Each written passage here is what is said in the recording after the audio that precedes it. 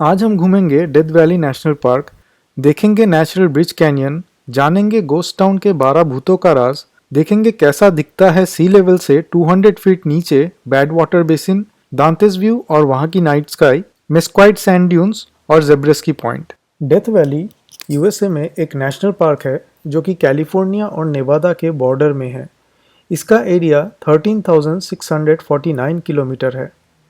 इस national park को आप 3 एयरपोर्ट से एक्सेस कर सकते हैं: सैन फ्रांसिस्को, लॉस एंजलिस और लास वेगस एयरपोर्ट। इनमें से सबसे नज़दीक लास वेगस एयरपोर्ट पड़ता है, जो कि केवल 2 घंटा ड्राइविंग डिस्टेंस है। डेथ वैली यानी कि मौत की घाटी, इसको ये नाम कैसे पड़ा? दरअसल 1848 में सटर्स मिल कैलिफोर्निया में सोने की खोज हुई थी और तब यूनाइटेड स्टेट्स के चारों तरफ से लोग छोटे छोटे ग्रुप बनाकर एक बेहतर जिंदगी की खोज में कैलिफोर्निया जाने लगे। पर वहां जाने के लिए इनको डेथ वैली से होकर जाना पड़ता था और इसको क्रॉस करते वक्त काफ़ी सारे लोगों ने गर्मी के कारण अपनी जानें गंवाई। इस वजह से डेथ वैली को ये नाम दिया गया।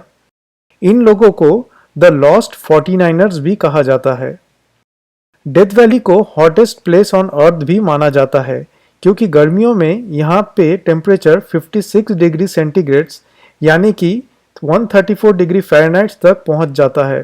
डेथ वैली में आपको एकोमोडेशन के काफ़ी ऑप्शंस मिल जाएंगे। इसका सबसे नज़दीकी शहर बेटी है। बेटी नेवादा में एक छोटा सा शहर है और ये डेथ वैली से केवल 10 माइल है। हमारे ट्रिप के पहले दिन हम पास के एक छोटे से कैफ़े में चले गए।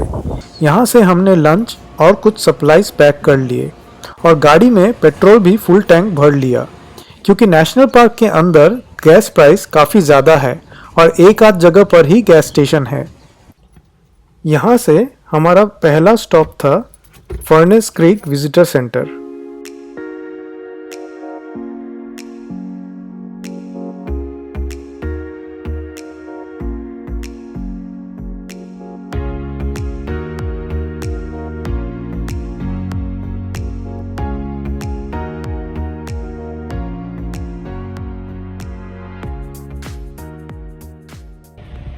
विजिटर सेंटर में आप पार्क के करंट कंडीशन, रोड क्लोजर्स और हाइकिंग ट्रेल्स रेंजर से पूछ सकते हैं। यहाँ आप पार्क में एंट्री फ़ी पे कर सकते हैं जो कि पर कार $35 है और ये एक हफ्ते के लिए वैलिड है, या फिर आप एनुअल पास खरीद सकते हैं जिसका वैल्यू $75 है और इस एनुअल पास को यूज़ करके आप पूरे यूएसए में जितने भी नेशनल पार्क्स हैं सभी में जा सकते हैं और इसकी वैलिडिटी 1 साल होती है, पर ये एनुअल पास आपको पहले से खरीदना पड़ेगा। विजिटर सेंटर से सब इंफॉर्मेशन लेकर हम चले गए अपने अगले स्टॉप की ओर जो था natural bridge canyon. Furnace creek visitor centre से ये लगभग 15 माइल की दूरी पर है। मेन रोड से नेचुरल ब्रिज कैनियन के पार्किंग लॉट का रास्ता अनपेव्ड है। जब हम यहाँ पहुँचे तो पार्किंग लॉट में बस एक आध गाड़ी ही खड़ी हुई थी। अगर आप जियोलॉजी लवर हैं या फिर जस्ट आउटडोर में एक्सप्लोर करना पसंद करते हैं तो फिर ये आपके लिए एक मस्ट विजिट साइट है। इस कैनियन का कोई ऑफिशियल हाइकिंग रूट नहीं है, बस पार्किंग लॉट में गाड़ी पार्क करके सीधा चलते जाएंगे तो आप सैंडस्टोन ब्रिज तक पहुंच जाएंगे। इस ट्रेल की लंबाई केवल 1.4 माइल यानी कि 2.2 किलोमीटर है। इस ब्रिज की ऊंचाई लगभग 35 फीट यानी कि 11 मीटर है। ये जो रास्ता आप देख रहे हैं ये फ्लैश फ्लड की वजह से बना है। ये नेचुरल ब्रिज काफ़ी इंटरेस्टिंग है क्योंकि ये किसी एंशियंट माउंटेन के बेस में सेडिमेंट के जमाव से बना है।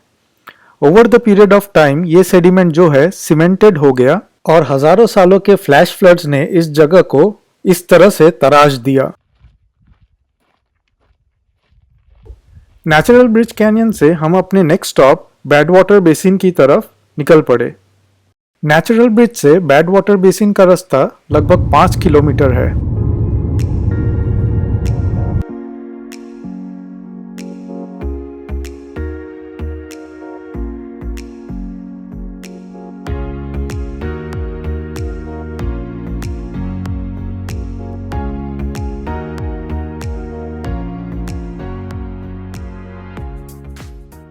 ये बैड वाटर बेसिन का पार्किंग लॉट है और सामने है bad water basin. Parking lot के पीछे पहाड़ पे एक बोर्ड लगा हुआ था जो इंडिकेट करता है सी लेवल। इस समय हम सी लेवल से 222 फीट यानी कि 86 मीटर नीचे हैं।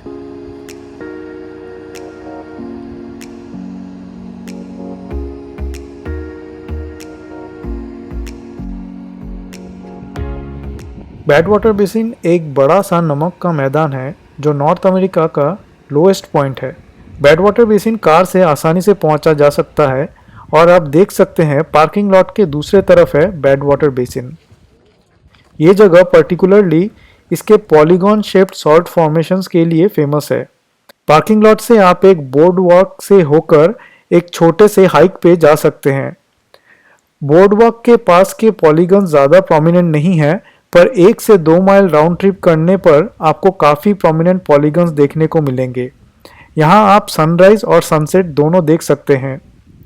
इस सॉल्ट फ्लैट का एरिया 200 स्क्वायर माइल्स यानी कि 518 स्क्वायर किलोमीटर है।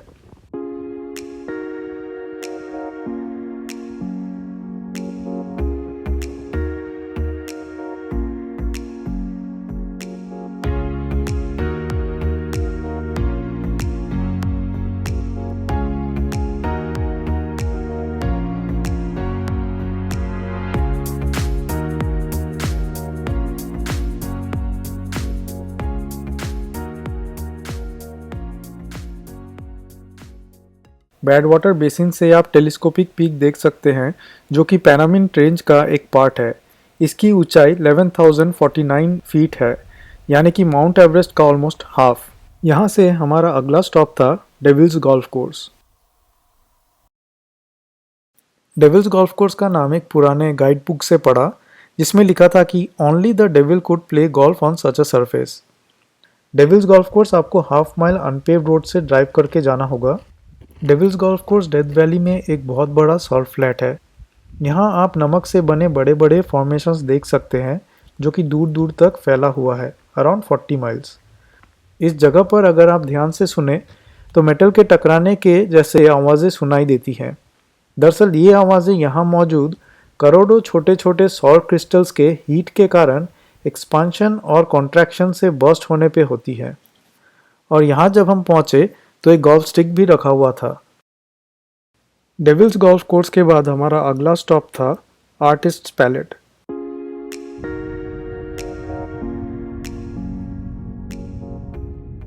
आर्टिस्ट्स पैलेट ड्राइव एक 14.5 kilometre one way drivable loop है। इस जगह आप काफ़ी कलरफुल रॉक्स देख सकते हैं।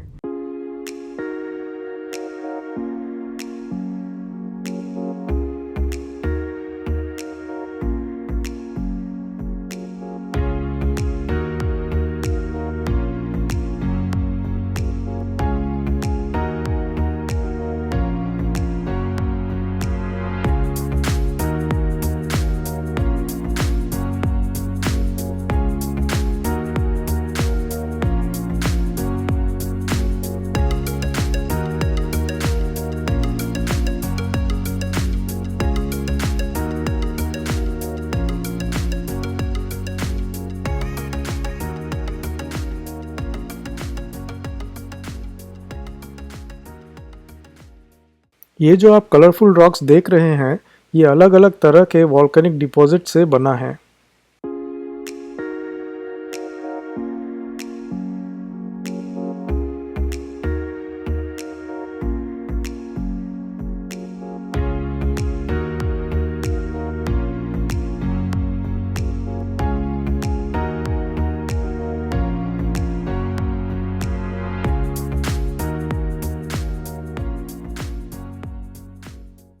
आर्टिस्ट ड्राइव के बाद हमारा नेक्स्ट पॉइंट था हार्मनी बोरक्स वॉक्स।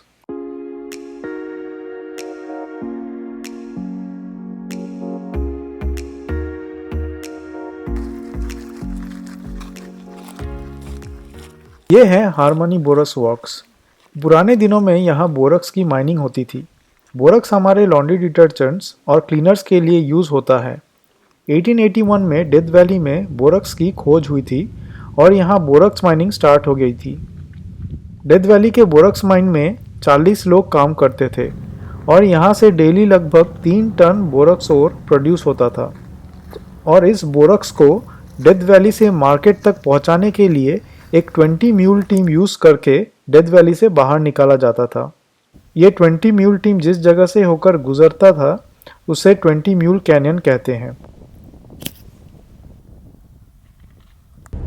अगले दिन हम सनराइज देखने के लिए ज़ेब्रेस्की पॉइंट पहुंच गए, पर काफ़ी क्लाउडी होने की वजह से सनराइज उतना कलरफुल नहीं हुआ था।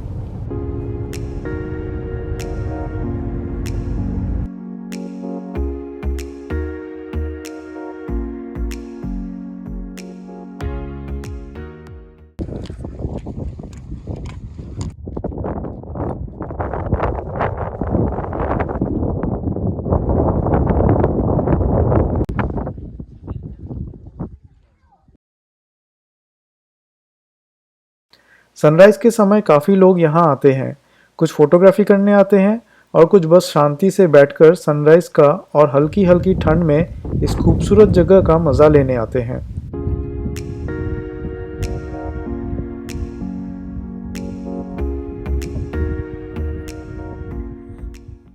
हम सनसेट के टाइम पर भी यहाँ चले आए थे।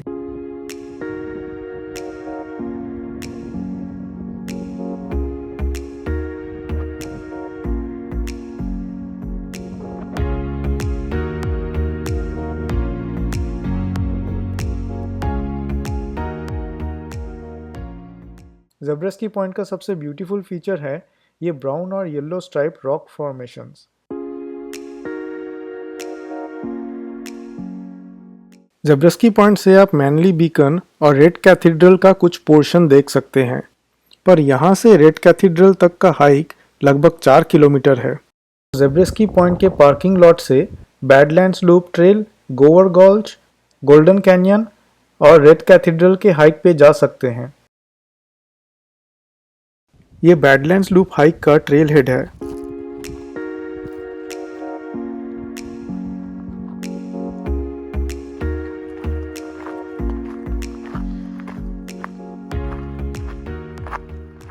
हम लोग अराउंड 1 किलोमीटर हाइक करके वापस आ गए क्योंकि पूरा ट्रेल कवर करने में काफ़ी टाइम लग जाता है। यहाँ से हम चले गए अपने अगले स्टॉप 20 म्यूल टीम कैनियन में। 20 म्यूल कैनियन तक का रास्ता तो नॉर्मल ड्राइवेबल रोड है, बट ये कैनियन स्टार्ट होते ही ये पूरा रास्ता अनपेव्ड हो जाता है। इस कैनियन में जाने के लिए आपको एटलीस्ट एक हाई क्लियरेंस व्हीकल चाहिए, आइडियली एक high clearance 4 wheel drive SUV. इस वन वे रोड की लंबाई 2.5 माइल्स यानी कि 4 किलोमीटर है। यहाँ पर स्टार वॉर्स की भी शूटिंग हुई थी और यहाँ से ड्राइव करते समय आपको काफ़ी अलग अलग टाइप के फॉर्मेशंस देखने को मिलेंगे। डेथ वैली में जो बोरक्स प्रोड्यूस होता था उसे 20 खच्चरों की जो 20 म्यूल टीम थी वो इस जगह से होकर डेथ वैली के बाहर जाती थी और आज की डेट में कुछ स्पेशल इवेंट्स के दौरान एक रेप्लिका वैगन 20 म्यूल्स से चलवाई जाती है। यूएसए में इस 20 म्यूल टीम बोरक्स के ब्रांड की डिटर्जेंट क्लीनर आज भी मिलती है। ये पूरा कैनियन जो है एक कलरफुल इरोडेड बैडलैंड है।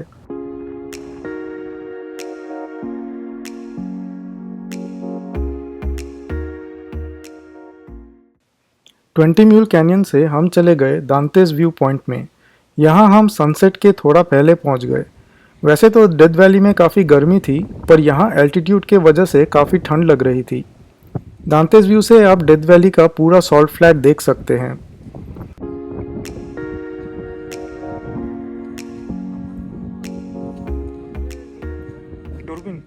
डेथ वैली नेशनल पार्क एक इंटरनेशनल डार्क स्काई पार्क भी है, यानी कि यहाँ पे लाइट पोल्यूशन बहुत कम है और इस पार्क में रात को आप मिल्की वे देख सकते हैं। यहाँ दांतेस व्यू में हमने रात को कुछ नाइट फोटोग्राफी भी की। हमारे ट्रिप के तीसरे दिन हमारा पहला स्टॉप था रायोलाइट गोस्ट टाउन। यूएसए में 19th सेंचुरी में कैलिफोर्निया गोल्ड रश के दौरान जब लोग डेथ वैली को कैलिफोर्निया जाने के लिए एज अ शॉर्टकट यूज़ करते थे, उस ज़माने में डेथ वैली के बुलफ्रॉग डिस्ट्रिक्ट में गोल्ड के ट्रेसेस मिले थे और तब इस गोल्ड रश के दौरान यूएसए के चारों तरफ से लोग इस बुलफ्रॉग डिस्ट्रिक्ट में आने लगे और काफ़ी लोग रायोलाइट टाउन में आके बस गए और देखते ही देखते ये रायोलाइट टाउन काफ़ी बड़ा टाउन बन गया।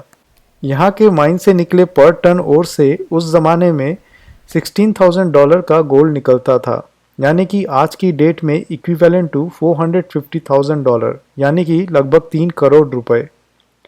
पर अगले 5 सालों में ही यहाँ की गोल्ड ओर ख़त्म हो गई और ये माइनिंग पूरी तरह से बंद हो गई।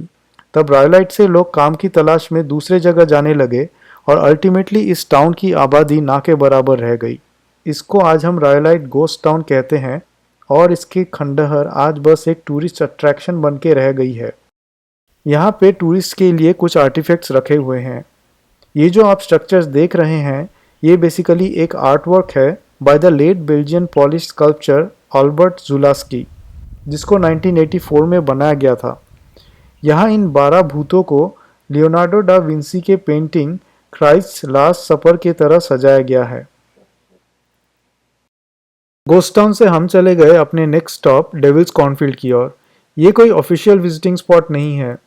डेविल्स कॉर्नफील्ड मेस्क्वाइट सैंड ड्यून्स की ओर जाते समय पड़ता है।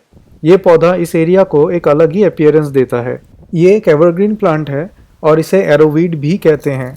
इस प्लांट के लकड़ी को नेटिव अमेरिकन्स तीर बनाने के लिए यूज़ करते थे, इसीलिए इसे एरोवीड कहते हैं। इसका नाम डेविल्स कॉर्नफील्ड इसलिए पड़ा क्योंकि इसको देख के ऐसा लगता है कि किसी ने कटाई के समय बंडल किए गए कॉर्न को एक लाइन से सुखाने के लिए छोड़ दिया है। इसके बाद हमारा अगला स्टॉप था मेस्क्वाइट सैंड ड्यून्स। डेथ वैली में डेविल्स कॉर्नफील्ड और स्टोवपाई वेल्स के बीच में ये मेस्क्वाइट सैंड ड्यून्स पड़ता है। यहाँ जाने का बेस्ट टाइम सनराइज या सनसेट है, तब गर्मी कम होती है और आप इन ड्यून्स पे कुछ दूर तक ट्रैक भी कर सकते हैं। यहाँ पे काफ़ी लोग वेडिंग और पोर्ट्रेट शूट भी करते हैं। ये रेगिस्तान 2 पहाड़ों के बीच में बना है।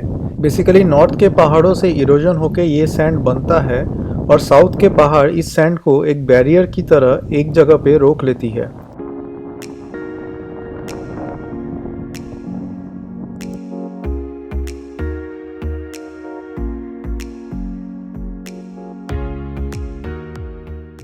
ये था हमारा डेथ वैली का 3 डेज का टूर।